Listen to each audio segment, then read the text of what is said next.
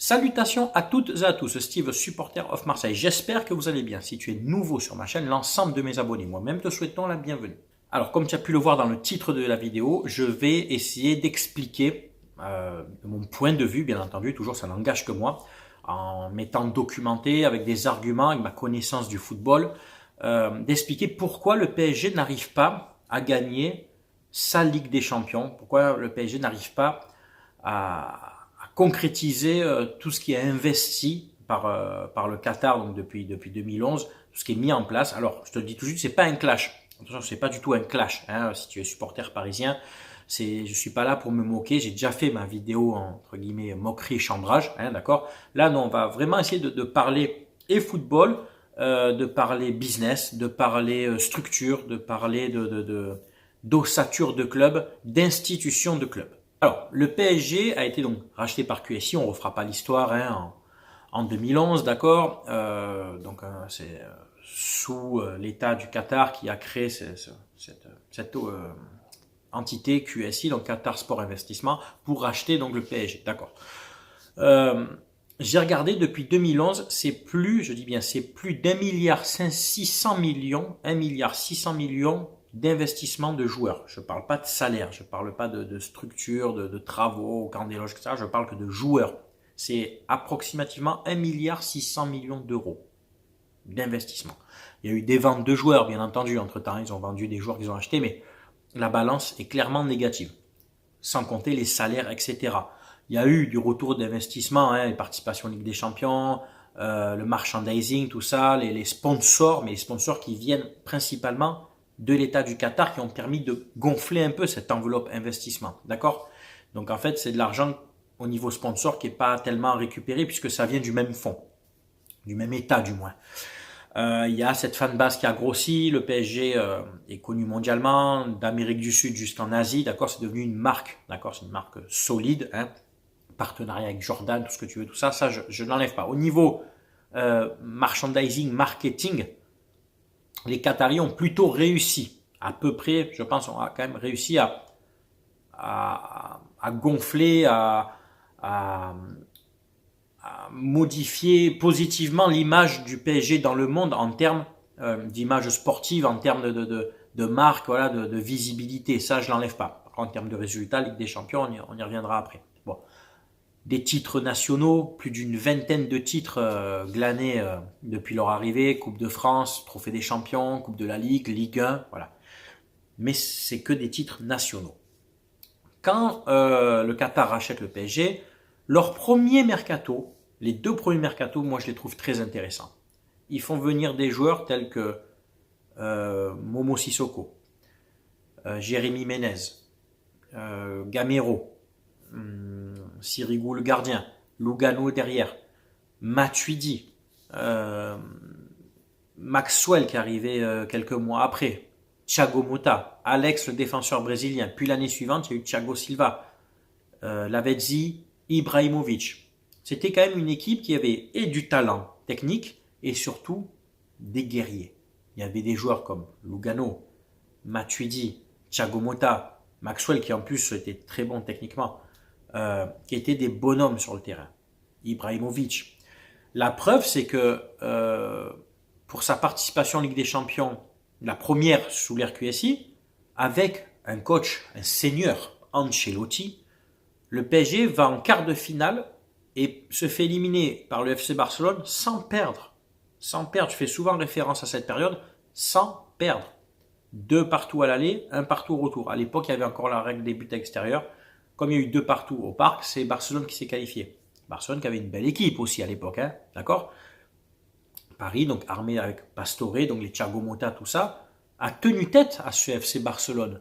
Aurait pu, finalement, tu vois, ça se joue à rien. Parce que 2-2, 1-1, pour moi, c'est égalité. Ils ont fait jeu égal avec Barcelone. Ils auraient pu aller en demi-finale. Et après, tu sais, on ne sait jamais. Après, quand tu es en demi-finale, tu as 3 matchs de soulever une C1. L'investissement en termes d'argent, il n'était pas colossal. Il n'était pas colossal. Sur 2-3 mercatos, en comptant les réajustements du mercato d'hiver, le PSG avait investi à peu près 250-280 millions d'euros. Bon, c'est une somme, tu vas me dire, mais c'est pas non plus Voilà, c'est comme Chelsea au début, Manchester City. Ma courte aussi, les 2 premiers mercatos, elle a investi 100, 160 millions, tu vois, en tout, répartis sur 2 mercatos. Mais c'était un mercato cohérent. Là, les Parisiens, s'ils me suivent, je pense qu'ils vont apporter en plus des arguments. Pour moi, c'était des mercatos cohérents. Des joueurs pas trop chers, comme les Thiago Motta, les Maxwell, les Matuidi, mais des joueurs qui apportent vraiment une plus-value sportive à l'équipe, qualitative. Tu vois. Et au fil des années, ces mercatos sont plus devenus des mercatos de stars, de bling-bling. Bon, il y a eu des très bons joueurs entre-temps recrutés, des Cavani, euh, des Marquinhos, tout ça quand même c'était des bons joueurs. Chers à l'achat, mais des bons joueurs, des très bons joueurs. Neymar, très cher, mais qui finalement, on le voit depuis qu'il est à Paris, n'est pas rentabilisé sportivement. Alors oui, en vente de maillot, tout ce que tu veux, oui, parce que ça a généré une fanbase, hein, le PSG sous l'ère QSI. Beaucoup de néo-supporters qui découvrent le football, même pour certains, achètent les maillots de Neymar, etc., d'Mbappé, de Messi. Et encore que je mets Mbappé pas dans le même sac que Neymar. Hein. Mbappé qui est régulier depuis quelques saisons et qui porte le PSG sur ses épaules, de par son jeune âge. Par son jeune âge. Donc je t'ai dit, des Marquinhos, des Cavani, ça oui, c'était des mercatos intéressants qui apportaient vraiment une plus-value sportive. Serge Aurier, qui la première année a apporté aussi, je pense. J'oublie, il y a eu tellement de joueurs, il y a eu tellement d'achats de joueurs que j'en oublie. Mais après, quand je vois des Mauro Icardi, c'est pas bon. Des Ressé achetés au Real Madrid, c'est plus un DJ qu'un joueur de foot, c'est pas bon. Il y a eu trop de joueurs qui sont venus à Paris qui pour moi n'ont rien apporté. Et à comparaison, regardez Choupo-Moting, qui n'a rien coûté quasiment au PSG et qui là maintenant joue au Bayern de Munich et qui a éliminé le PSG en marquant en plus. Il a déjà marqué contre le PSG et il se régale au Bayern. Choupo-Moting, bon, à degré, mais lui au-dessus, je le compare à Brandao dans son style, un peu brut, un peu bourru, mais il est quand même meilleur que Brandao, je n'enlève pas, d'accord. Mais ce joueur un peu guerrier, ce joueur un peu, tu sais, qui va au tampon, tu vois ce que je veux dire? Eh bien, il manque de ça à Paris. En termes sur le terrain, on parlera hors terrain, on y parlera après, mais en termes de terrain, il vous manque des bonhommes. Verratti a été une bonne recrue, acheté très jeune, pas très cher, qui a pris de l'ampleur, mais qui stagne depuis un moment, je trouve, qui ne progresse plus. Et qui est coupable sur le premier but, là. Au lieu d'aller chercher des Vitinha, des Fabien Ruiz, etc., pourquoi pas recruter en France? Pourquoi pas prendre des joueurs comme Sissoko, des joueurs comme Bakayoko à Monaco, tu vois, enfin, de recruter des joueurs en France que tu sais que ce sont des valeurs sûres. Au lieu d'aller chercher des joueurs à l'étranger qui finalement ne s'adaptent pas et qui viennent à Paris appuyés par des agents très gourmands qui viennent gratter des gros salaires, des commissions d'agents, etc. Parce que j'ai l'impression que Paris, c'est plus devenu la tirelire de tous les agents d'Europe que d'être vraiment le centre du projet sportif. Tu vois ce que je veux dire? Donc déjà, en termes de recrutement, les premières années pour moi, elles étaient bonnes. Les suivantes, beaucoup moins. Tu vas me dire, Paris a gagné des titres. Oui, dans une Ligue 1 très faible. Très faible. Il y a eu Monaco qui leur a tenu la dragée haute une saison. Lille, une saison. Montpellier, je ne compte pas trop, c'était la première année QSI, temps d'adaptation et tout. Donc Montpellier, ce qu'a fait, c'est très beau. Mais ça, pour moi, c'est pas comme Monaco et Lille qui ont vraiment tenu tête à un gros PSG sur le terrain. Nous, Marseille, trois fois, je crois, 3 fois deuxième, 3 ou 4 fois deuxième. Bon, mais on n'avait pas de quoi lutter réellement, tu vois, pour aller chercher ce titre. Lyon, sans plus, qui depuis quelques années dépérit. Monaco, qui est toujours qui est là dans le Big Four, mais qui a été une fois, champion, qui a fait une belle saison. C'est tout. C'est pas suffisant pour concurrencer une équipe au niveau national comme Paris. Mais du coup, d'avoir un championnat plutôt faible, eh ben, les joueurs parisiens ne sont plus prêts dans les grandes confrontations en Ligue des Champions. Quand je dis grande, c'est sortie des poules. 8e, quart de finale. Tu vois. Une seule demi-finale en 12 ans de QSI. Je compte pas la demi-finale du Final 8 là, en éliminant Atalanta et Leipzig, qui sont, sans leur manquer de respect, ne sont pas des grands d'Europe, et sont plus des équipes de niveau pour moi, Europa League, sans leur manquer de respect, puisque nous-mêmes, nous ne sommes pas de ce niveau-là encore. L'OM, c'est pour moi une équipe pour l'instant d'Europa League. Donc, le fait d'avoir une Ligue 1 plutôt faible, qui n'a pas de répondant, ça n'aide pas non plus le PSG à maintenir un niveau d'exigence sportif pour après se confronter aux grands d'Europe. Comme je te dis, arriver en 8e ou quart de finale, parce que dans les matchs de poule, Paris en général fait toujours le travail. Même quand il y a un gros dans la poule, Paris fait le travail. Mais ce sont les matchs de poule. L'appréhension de ces matchs n'est pas la même. Tu peux perdre un match de poule et te dire encore je peux me qualifier. En arriver en 8e, un match 8e quart de finale, quoi. À partir du moment où tu as perdu un des matchs, c'est déjà très compliqué. Tu annihiles déjà plus de 50% de tes chances. Parlons maintenant de l'extra sportif. Le parc qui était dans les années 90 quand même un stade chaud. Il faut le reconnaître. Hein. Supporters parisiens qui me suivent, il faut le reconnaître. Pas autant bouillant que l'OM, forcément, hein, je ne vais pas dire le contraire. Mais c'était quand même un stade chaud qui était des fois très bouillant, qui pouvait faire peur. Il y a eu le retour du Cup, collectif Ultra Paris, c'est bien. Mais pour moi, c'est pas suffisant. Moi qui suis un défenseur de la cause ultra, pour moi, c'est pas suffisant. Il faut redonner au virage Boulogne une identité et une structure ultra. Alors, quand je dis redonner, en évitant ce qui se passait dans les années 90 avec les fachos de Boulogne. Hein. En gros, avoir l'équivalent du Cup, mais de l'autre côté. Pour redonner cette grosse ambiance du parfum. Ils ne retrouveront pas ce qu'ils avaient dans les années 90. Les Parisiens seront d'accord avec moi, je pense. Les vrais supporters parisiens, pas les haters qui viendront commenter sans écouter la vidéo, alors qu'il n'y a aucune animosité là. Je parle des vrais supporters intelligents, tu vois. De retrouver déjà cette ambiance dans l'autre virage. De retrouver un peu cette exigence, ce respect de l'institution. Parce que oui, dans les années 90, pour moi, j'estime que Paris était une institution. Le PSG était une institution dans les années 90. Les joueurs qui signaient au PSG, Rai, Valdo, Vincent Guérin, Bernard Lama, Wea, et encore Wea a eu des problèmes avec les supporters à cause du racisme. J'en oublie, Ginola, Alain Roche, Colleter, c'est des joueurs, Ngoti, tout ça, qui allaient au tampon, qui défendaient leur club, qui se mouillaient pour leur club. Tu vois ce que je veux dire? Là maintenant, les joueurs ils viennent à Paris, sur un 11 de départ, tu n'as peut-être que 2-3 joueurs qui vont vraiment mouiller pour le PSG. Kimpembe, Mbappé, Verratti éventuellement. Au début, Thiago Motta, oui, est un battant. Matuidi est un battant. Maxwell est un battant. Alex, Lugano, même si techniquement ce pas les meilleurs joueurs, sont des battants. La preuve, tu es allé en quart de finale avec eux de Ligue des Champions et sans perdre contre le Barcelone. Ibrahimovic a cette mentalité de guerrier. On l'aime ou on l'aime pas, mais il a cette mentalité de battant. Scalpa, des Mauro Icardi, il y en a qui sont passés des attaquants au PSG qui n'avaient rien à faire là-bas, je pense. Je pense, hein. Bref. Cavani, avec cette mentalité de battant. Ce PSG des années 90 fait 2 finales. Le Coupe des Coupes, certes, mais fait 2 finales et en gagne une. Fait plusieurs demi-finales de Coupe d'Europe avec des Camboiré, voilà. Tu vois, des joueurs comme Camboiré. Oui, là, le PSG était respecté et par ses supporters et par les joueurs qui signaient chez eux. Là, avec l'avènement en plus des réseaux sociaux et tout ça, et tout le monde qui parle, tout le monde qui s'invente une vie de supporter, le PSG a perdu son âme des années 90. D'accord ou pas avec moi, tu me diras, le PSG a perdu son âme, ce qu'il était des années 90, en perdant déjà l'ambiance du parc, en perdant cette entité PSG.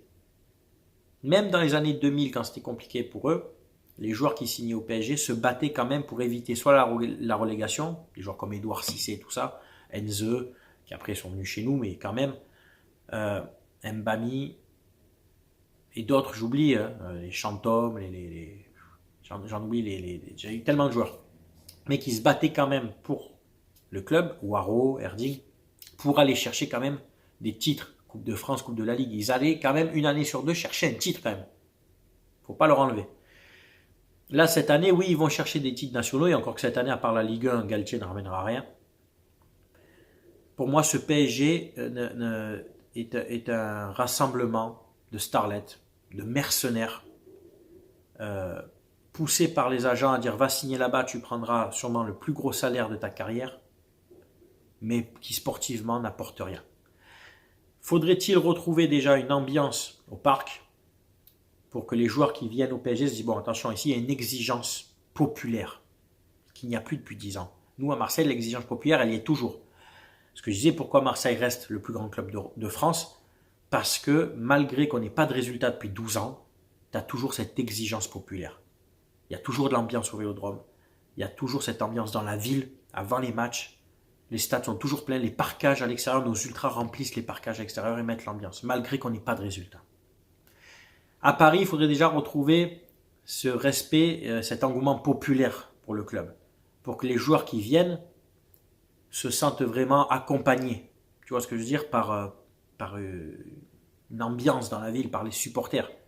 Mais ça fait peur aussi. Attention, ça a aussi son revers de la médaille, ça peut faire peur. Nous, ça fait peur à des joueurs à Marseille. Ça peut faire peur. Donc, il faut des joueurs de caractère, ce que je disais en début de vidéo. Les Thiago Motta, les Matuidi, les Maxwell, enfin, des joueurs comme ça, des joueurs de caractère. Il faudrait que peut-être le PSG arrête d'acheter des starlets surpayés et faire un recrutement plus basé sur des joueurs qui vont gueuler dans le vestiaire, qui vont dire « Oh, qu'est-ce qui se passe à la mi-temps ?» qui vont pousser une gueulante. Dans l'encadrement, peut-être mettre des anciennes légendes du club. Rai, Paoletta, vous les connaissez mieux que moi, hein. Je ne connais pas toutes vos légendes non plus, mais bon, à l'époque, il y avait Safet Suzic, tu avais ce genre de Ginola, etc. Peut-être d'inclure dans l'organigramme des légendes du club, des joueurs, des anciens joueurs qui aiment profondément ce club, pour intervenir auprès des joueurs. Voilà, vous signez dans un club qui a quand même une histoire des années 80, où il y a un public derrière, et qui va de temps en temps va remettre un petit peu un coup de pied au cul. Et surtout, peut-être éviter auprès du directeur sportif, en donnant son avis, disant tel joueur-là, il n'est pas PSG compatible. Tu vois ce que je veux dire? Moi, là, il n'y a aucun chambrage, hein, vraiment, j'essaie de vous donner mon point de vue. J'ai même mis mon côté un peu supporter de l'OM, entre guillemets, entre parenthèses, et d'avoir une analyse objective. Après, bien entendu, moi, Paris perd, tant mieux, hein, ça me fait sourire. Mais là, je te dis, j'essaie d'être objectif. Qu'est-ce qui ne marche pas dans ce club? J'ai fait mon analyse. Tu vois ce que je veux dire? Déjà, l'entraîneur Galtier, est-ce que vraiment c'était un bon choix? Un entraîneur marseillais qui surjoue un peu pour se faire aimer, tu vois. Le meilleur entraîneur que vous ayez eu sous l'RQSI, c'est Ancelotti. Pour moi, c'est le meilleur. Tacticien, qui connaît football, qui a un palmarès, qui est respecté par des joueurs. Surtout, qui impose le respect. Vous ne l'avez pas gardé. Vous avez fait venir après des Unai Emery, des Laurent Blanc, des Tourelle, des Pochettino, Tourelle, c'est pas mal. Mais le reste, même Laurent Blanc, ok, tu as gagné des titres en Ligue 1, mais... Et encore que lui, peu que peu, c'est un champion du monde, champion d'Europe, bon, il avait quand même un peu une aura, tu vois. Mais Emery, tout ça, Pochettino, bon, Pochettino ancien du club, mais ça n'a pas suffi. Il n'a pas assez de caractère pour gérer un vestiaire. Il vous faudrait un coach qui est déjà respecté par des joueurs. Pas forcément un ancien de Paris, mais un coach qui en impose. Qui, quand il parle, on l'écoute. Des Guardiola, des Mourinho, et j'en oublie, même un Zidane. Mais Zidane à Paris, je ne sais pas si ça se fera un jour. Moi, perso, je m'en branle. Perso, je m'en fous s'il signe là-bas. Après, c'est lui, sa conscience. C'est lui, son image, hein, lui, de grand supporter de l'OM. Zidane, si tu vas à Paris. Bref, c'est un autre débat. Tout ça, tu vois, ferait que peut-être, que le PSG, avec les moyens financiers qu'il a, ce club, pourrait gagner des titres européens. Revoir déjà la structure du club, l'encadrement, les personnalités dans le club, revoir le recrutement, arrêter de surpayer, de donner des gros salaires, d'acheter en mode starlet, bling bling. Ça ne marche pas, ça. On le voit bien, hein, que ça ne marche pas. On l'a vu avec Manchester City, les premières années, ça n'a pas du tout marché. Là, ça va un peu mieux chez eux, mais sinon, ça n'a pas marché du tout. Retrouver peut-être un élan populaire, parce qu'il y a beaucoup d'amoureux du PSG, bien sûr, hein, en région parisienne et à Paris, intramuros et en région parisienne. Et peut-être aussi s'appuyer sur ce vivier de joueurs parisiens. Pourquoi ne pas avoir gardé des Nkunku, des Coman, des Nsoki? Qu'est-ce qu'ils avaient de moins que les joueurs que tu as actuellement? Et en plus, eux sont de Paris, comme Mbappé. Peut-être retrouver aussi une identité parisienne au sein de ce club. Je pense que Paris a perdu son identité. Voilà. Et donc forcément, quand il n'y a pas ce fond d'identité, ce fond d'âme, ben, tu passes pas ce cap qui fait que tu vas chercher une Ligue des Champions. Marseille 93 est pour moi moins forte sur le papier que Marseille 91. Et beaucoup de Marseillais le pensent. On avait vraiment en 91 une top équipe. Et malheureusement, on perd au pénalty contre une très belle équipe de l'Étoile Rouge de Belgrade, malgré ce qu'en disent certains. Je vous invite à revoir la composition de l'Étoile Rouge de Belgrade 91. De très très grands joueurs, qui ont ensuite signé dans des bons clubs européens. C'était une très belle équipe, mais on n'a pas su. Pourtant, on était supérieur sur le papier. En 93, l'OM n'est pas supérieur au Milan, pour moi, sur le papier. Et on souffre énormément en première mi-temps. On a un Fabien Barthez qui te sort 2-3 parades. Et après, le match, certes, n'est pas un beau match, mais on avait des guerriers. Tu avais du Desailly, du Angloma, du Sauzé, du Boli, du Deschamps. Des mecs derrière qui, tu vois, du Dimeco qui en imposait. Et après, tu avais des joueurs fins devant. Boxige, Voleur, Pelé, pour l'animation offensive, tu vois. Il y avait cette belle alchimie et des joueurs qui bandaient pour l'OM, qui mouillaient pour ce maillot. Et là, tu vas chercher une Ligue des Champions. C'est pour ça que je vous dis arrêtez de dire qu'elle est achetée. Il faut le voir ce match. Essayez un peu d'ouvrir un peu votre esprit et d'aller voir ce match au moins une fois dans votre vie. Vous direz non, effectivement, quand tu vois le match, il n'est pas du tout acheté. On marque sur corner. On marque pas sur une passe en retrait pas bien appuyée ou une erreur du gardien bidon. On marque sur un corner. Oui, le corner, normalement, il y a 6 mètres. Oui, d'accord, à vitesse réelle.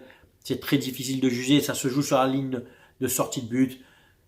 À l'époque, ça n'avait pas fait scandale. Ça n'avait pas du tout fait scandale parce que pour les Milanais aussi, il y avait corner, il n'y avait pas 6 mètres, etc. C'était vérifiable. C'est facile de parler 20 ans après avec des images et des caméras. Donc ça, c'est bidon. Ça, c'est bidon comme argument.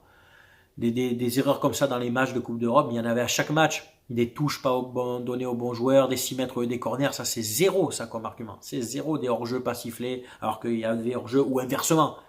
On nous a pas donné un penalty que je sache. On n'a pas marqué de la main comme Vata 90 contre l'OM. Hein. Faut arrêter, on a eu un corner qui était limite 6 mètres. Voilà, faut arrêter avec ça. Bref. Voilà pour moi ce qui manque à Paris. Mon idée de si j'étais supporter parisien, si je faisais des vidéos pour le PSG, voilà, voilà ce que je dirais en fait. Pareil, sauf que là je le dis en étant supporter de l'OM, en essayant d'être objectif. Certains seront d'accord ou pas avec moi. Les supporters marseillais qui me suivent savent que j'aime bien aussi, il y a le chambrage et tout, mais être aussi objectif et dénoncer des choses qui vont pas dans un club comme Paris, expliquer les choses. Tu vois, là, on parle vraiment football, on parle organisation de club, tu vois, ça m'empêche pas de... Voilà, c'est l'OM, moi. Paris perd, pour moi, chaque année, c'est la rigolade, c'est mon moment, hein, je suis content. Hein. Là, j'essaye de mettre, tu vois, le côté OM à part et de vous parler comme si on parlait autour d'une table entre supporters. J'ai dit, voilà ce qui ne va pas dans ton club. Voilà, après, tu l'acceptes ou pas et tu partages avec moi mon avis. Et puis en commentaire, tu peux débattre, que tu sois supporter de l'OM ou du PSG, bien entendu, ou d'autres clubs, et tu me donnes ton avis. Voilà, je fais une dédicace aux abonnés parisiens qui me suivent. Et puis écoutez, c'est à vous maintenant de commenter, de donner votre avis, hein, dans le respect toujours, hein, tu le sais, on respecte toujours les avis de chacun. Et puis sur ce, je vous souhaite une très bonne semaine, portez-vous bien. C'était Steve, supporter of Marseille, à très bientôt, ciao ciao tout le monde.